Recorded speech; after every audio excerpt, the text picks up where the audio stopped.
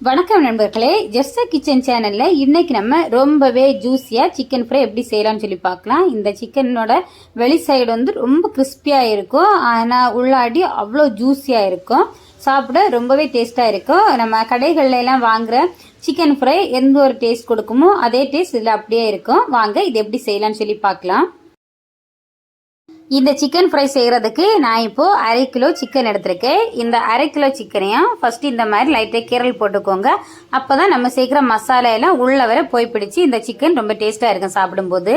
ஃபஸ்ட்டாக இதுக்கு தேவையான அளவு உப்பு சேர்க்கலாம். உப்பு சேர்த்த அப்புறம் இதில் ஒரு லெமன் ஜூஸ் புழிஞ்சு சேர்த்துக்கலாம். ஒரு லெமன் ஜூஸ் சேர்த்துக்கோங்க.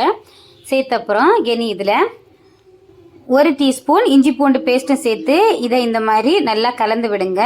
இதை நல்லா கலந்து விட்ட அப்புறம் இதை அப்படியே மூடி வச்சிருங்க. 1 மணி நேரம் இது அப்படியே ரெஸ்ட்ல இருக்கட்டும். 1 மணி நேரத்துக்கு அப்புறம் இதை ஓப்பன் பண்ணலாம். இப்போ 1 மணி நேரம் ஆயிடுச்சு. இனி இதை ஓப்பன் பண்ணலாம். நம்ம சிக்கன் நல்லாவே ஊறி இருக்கு பாருங்க. இனி இதில் இதுக்கு வேண்டிய மசாலா எல்லாம் சேர்க்கலாம்.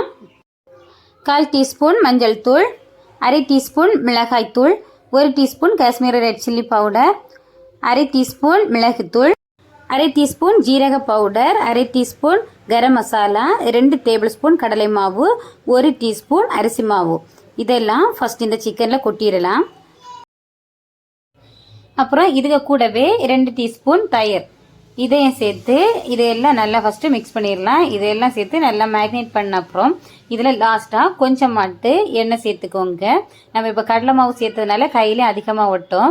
இந்த மாதிரி எண்ணெய் சேர்க்கும் போதெல்லாம் வந்து நல்லா பைண்ட் ஆகி கிடைக்கும் சிக்கனில் எல்லாமே. அதனால் எண்ணெய் சேர்த்து ஒரு வாட்டி கூட இந்த மாதிரி இதை நல்லா மிக்ஸ் பண்ணி வச்சிடலாம். இனி இன்னும் ஒரு 15 நிமிஷம் இது அப்படியே ரெஸ்ட்டில் இருக்கட்டும். 15 நிமிஷத்துக்கு அப்புறம் இதை நம்ம ஃப்ரை பண்ணி எடுக்கலாம்.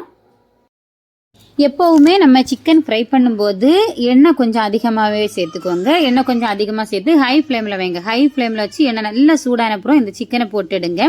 அப்போ தான் நமக்கு ரொம்ப ஜூஸியாக கிடைக்கும். ரொம்ப நம்ம ஃப்ளேமை ரொம்ப லோ ஃப்ளேமில் வச்சுருந்தோன்னா அது அப்படி ரொம்ப ஜூஸியாக நம்ம கிடைக்காது, ரொம்ப ஹார்ட் ஆகிரும் நம்ம சிக்கன். அதனால் ஃப்ரை பண்ணும்போது கொஞ்சம் ஹை ஃப்ளேமில் வச்சே ஃப்ரை பண்ணி எடுங்க.